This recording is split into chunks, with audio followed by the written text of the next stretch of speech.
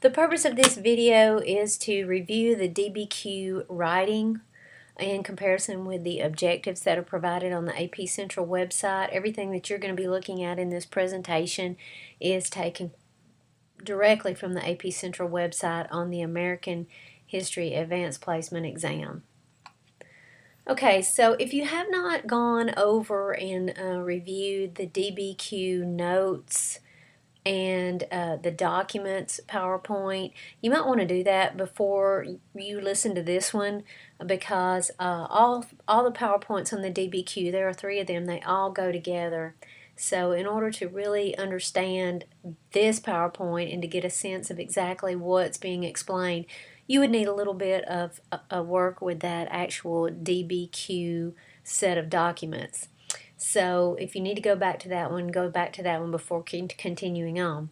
So this is an overview of what's going to be discussed. We're going to quickly review the question, look at the rubric, and then we're going to look at examples of the writing process provided by AP Central.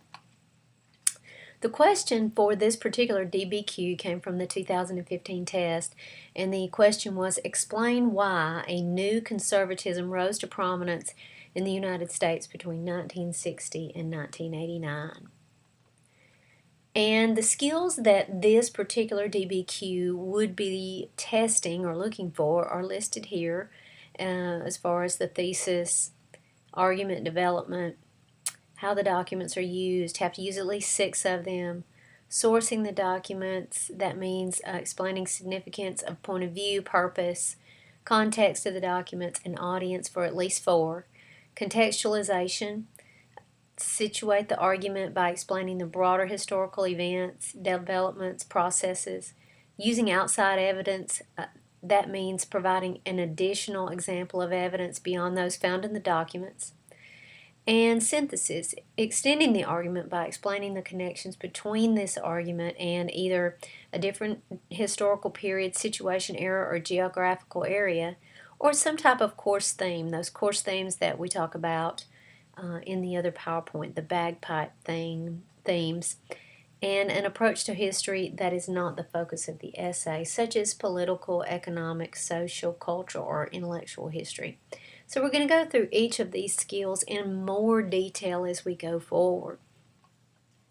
So this is the first part of the document on the AP Central website, going into a little more detail about what the student needs to do with the thesis to get an acceptable thesis in order to get that thesis point. The thesis should make a claim that it can be defensible. It needs to respond to all parts of that question about conservatism, the rise of conservatism.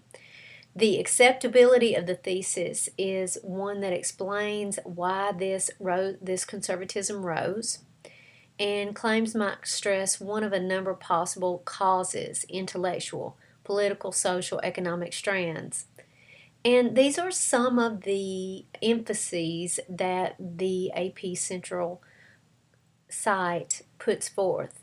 Reactions against big government, oppositions to feminism and lesbian and gay and bisexual rights, the evangelical movement, the free market economy, calls for law and order, resistance to a perceived judicial activism, economic stagnation, inflation, and interest rates, anti-communism, the anti-tax movement, and apprehensions about social changes. So basically your thesis should show that you have an understanding of these overall big overriding situations or these changes in thinking that give rise to a conservative movement. Here are a few more things. Perceived traditional values, personal freedom, and the militancy of the civil rights movement, concerns about the national government's credibility, failure of U.S. foreign policy, military weaknesses, and the failure of social welfare. So the good examples, I'm going to move down to the bottom. I'm going to skip this unacceptable thesis portion. I would like for you to take a look at the acceptable thesis down here at the bottom. And what we want to notice is how this thesis is worded. And one of the factors that is very important is that the thesis is broad enough and that it is not too narrow, that there will be enough to write with. So here's a couple of examples. The most important factors contributing to the birth of a new conservative movement were a desire for more reliance on free market capitalism, society oriented toward traditional morals and values, and a government that was strong on foreign and domestic policy. I like the three-part thesis there, that the student is going to go forward and develop the paragraphs based on those three subtopics. And then here's another one. Many claim the new conservatism rose to prominence in the U.S. between 1960 and 1989 because of the instability of the economy. However, three more important causes were the left activist influence on politics, the breakup of traditional family life, the effects of the counterculture within society. Therefore, the rise of the new conservatism resulted from the desire for a return to structure and order. Once again, you have a three-part thesis, and that is going to lead the writer into a clear paragraph structure where those particular subtopics would be defensible. Now let's go back up here to the unacceptable thesis and see what would cause you to lose your thesis point. That you don't make a defensible claim. You don't explain reasons. You restate or rewrite the prompt, big no-no, and fail to address all parts of the question. So be sure that you are extending that thesis, rewriting something beyond the question itself, and that it has 2 to 3 parts. Here's some unacceptable thesis statements that you can go through and read, and you can see that some of them, the first one on the first bullet, the argument is that this thesis is not specific enough. It is not defensible. It is very narrow. And it says the movement grew due to social, economic, and political tides. That's not specific enough. You have to be more specific. And then the second bullet, conservatives wanted smaller government, lower taxes, and stronger foreign policy. This just addresses the characteristics of conservatism and doesn't explain any causes. So it needs to be more specific. And a thesis that only addresses one reason would not be enough. And that is the last example, which only points to the rise of feminism. So be sure that in your thesis that you're very specific about what you would want to defend in your particular writing. And this is going to show your depth of knowledge. Let's talk a little bit about argument development. Argument development, it says at the top, to earn the point, your responses must go beyond a single sentence or a listing of facts to support the thesis. They must explain the relationship of historical evidence to a complex and cohesive thesis or argument, and do so throughout the essay. Evidence can be related to the argument in ways such as contradiction, corroboration, or qualification, and it tells us exactly what those mean. So be sure as you're writing your explanations that you're aware of what you're actually doing. Are you trying to contradict what you're saying? Are you going to show evidence to support your argument? Are you going to present your argument that is using arguments to make it more complex by noting some exceptions in the argument? Okay, so we're going to go down to look at some examples. You can see some examples of illustrating contradiction. Down, and it says the main reasons for a rise of conservatism, according to conservatives such as Friedman, the need for greater individual freedom. However, some religious conservatives do not agree. Falwell and the moral majority saw the problem as immoral behaviors and selfishness encouraged by the media. They call for less individual freedom and more respect for authority.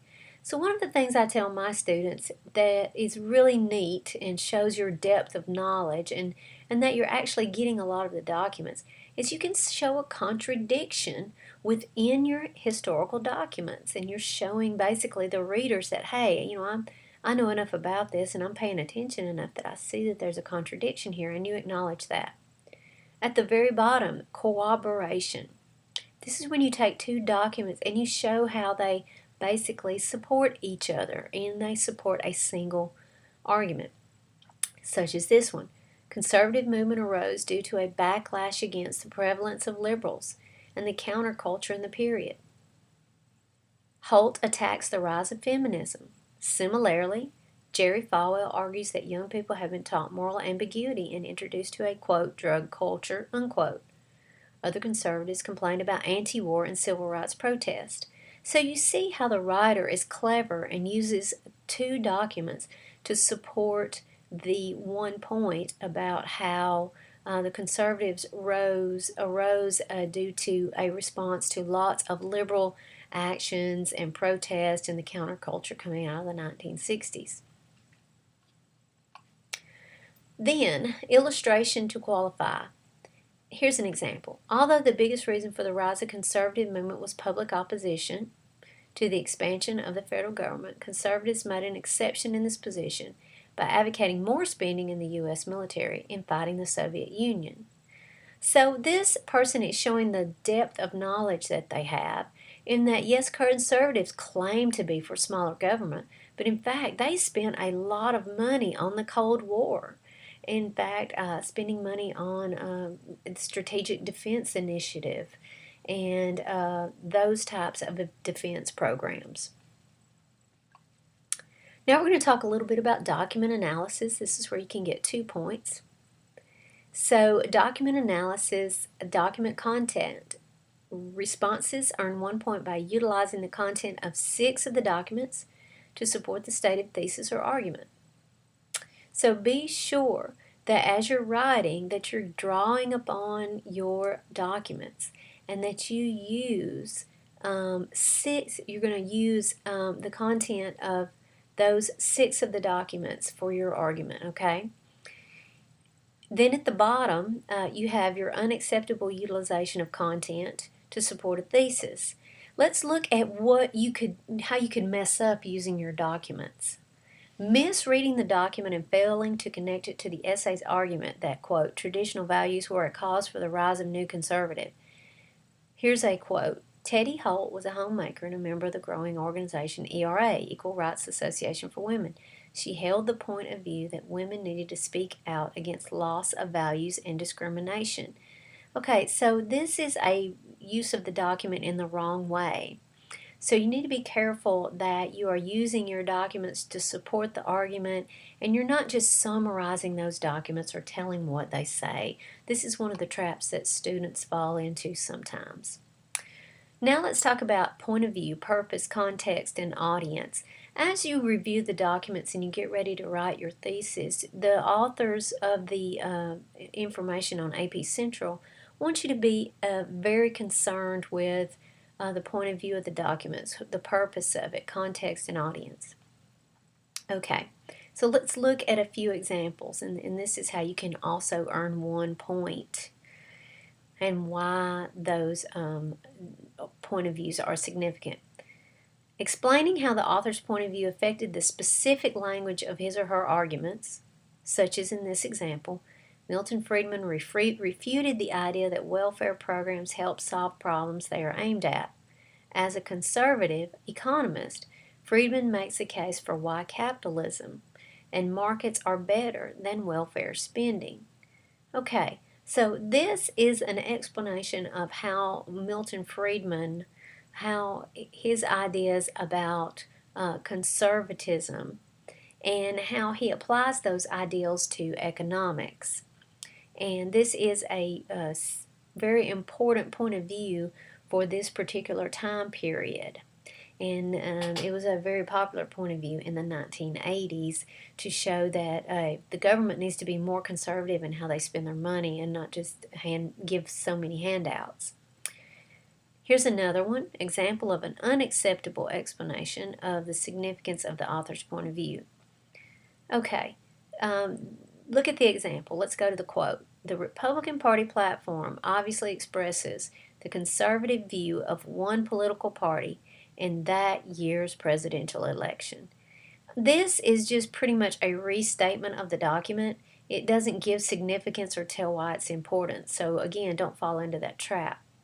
At the bottom of this particular page, we have moving on to the author's purpose. Let's talk about Jerry Falwell's document 4 down there. Jerry Falwell attacks the moral decay and de-emphasis of American exceptionalism as the leader of the moral majority for the purpose of inspiring political action to correct the potentially corrupting influences on the media. I really like this example because this example shows how a student takes a document and what it says and then applies what the intended purpose was. That's what they want to see you do when you write. So the purpose there is the last part of the sentence. Then let's go on, skipping the unacceptable explanation just for time purposes. Example of an acceptable explanation of significance of a historical context. Let's look at the quote. A major issue of Carter's presidency was the Iran hostage crisis, where Iranian students stormed the U.S. Embassy and took hostages. Carter's lack of response made the U.S. look diplomatically and militarily weak. In the 1980 Republican platform from Document 5, the authors allude to the humiliation of the hostage crisis and vow never to show that kind of weakness. So this student is clever again and uses this document and puts that statement, the Republican platform statement, puts it in a larger context to show that there is a bigger picture going on with this, that the actual Iran hostage crisis was such a big event in American history, and it did make our country look diplomatically and militarily weak. And this is one of the goals of the new conservatives, is to get that respect back for the United States around the world and to show our power as a military nation. Moving on to audience, significance of audience. And let's look at the quote. This is in the very middle of the document. Writing as a leader of the movement Mothers on the March, Teddy Holt, document 6, creates a sense of community with other mothers in her writing by asking them to stand up for their homes and their children. Okay, this is a use of showing how this particular person's contribution to history or participation in this movement, Mothers on the March, would have affected people outside the movement, and that it would have, how it affected her audience, what her words meant to people, and how it affected those people. So again, the person is clever in using the document source and saying, wow, this Lady Teddy Holt, she was a leader of a movement, and this is the effect of it. It created that sense of community. Her audience wanted to stand up for their homes and their children. Okay, let's go on to Part C. This is using evidence beyond the documents. Students sometimes struggle with this a little bit, and this is worth 2 points, so it is an important piece of the actual rubric, since it is worth the 2 points. Responses earn a point for contextualization by explaining broader historical events, developments, or processes that are relevant to the question. The essay must situate the thesis, argument, or parts of the argument by accurately and explicitly connecting the rise of conservatism to a bigger or broader political, social, or processes in the U.S. And then they're giving you some examples of that. And these are events, developments, processes that are relevant to the rise of new conservatism.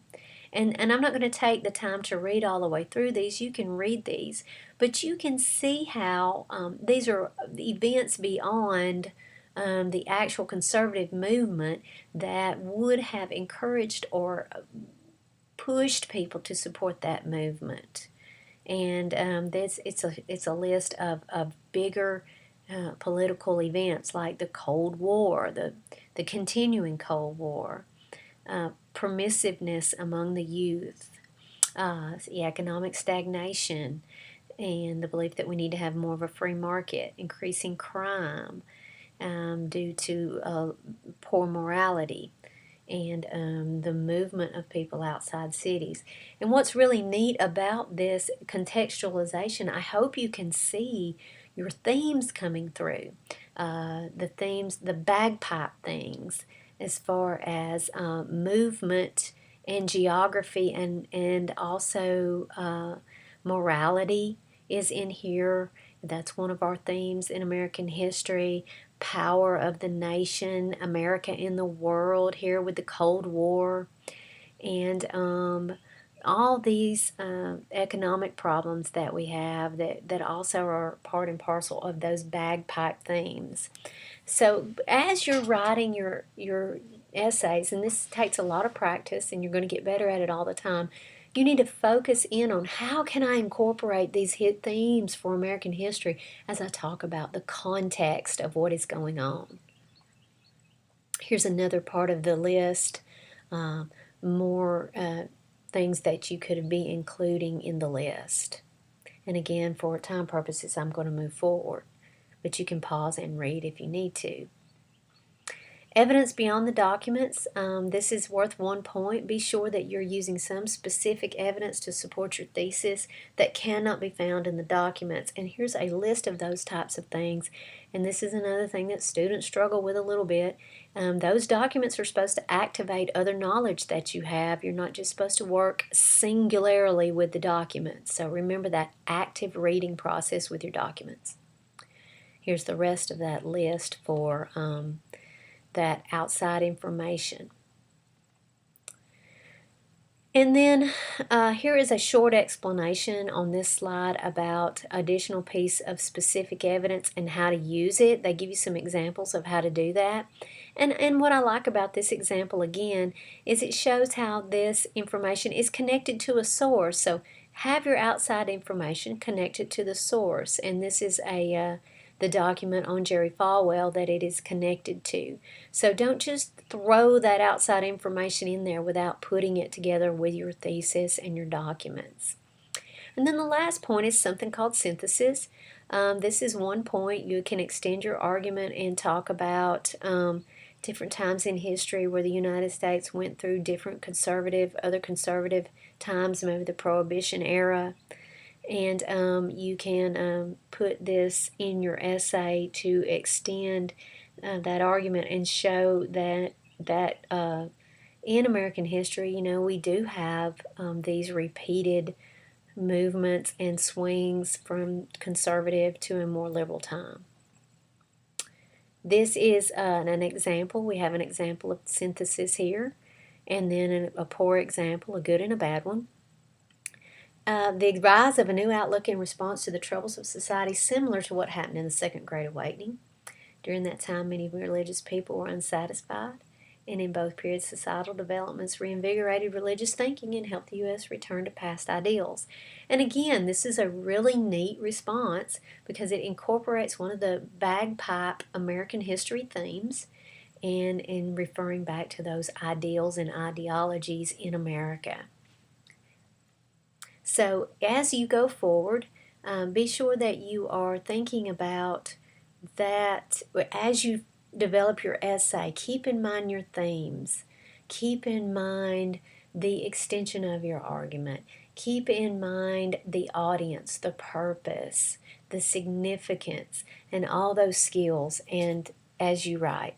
And remember your outside information and connect it to a document. I hope this helped you better understand a little bit how you put all your skills together in order to write a good essay. And this is another example of a acceptable synthesis statement that you could use in your essays. So be sure that you're putting it all together, and good luck with your DBQ writing.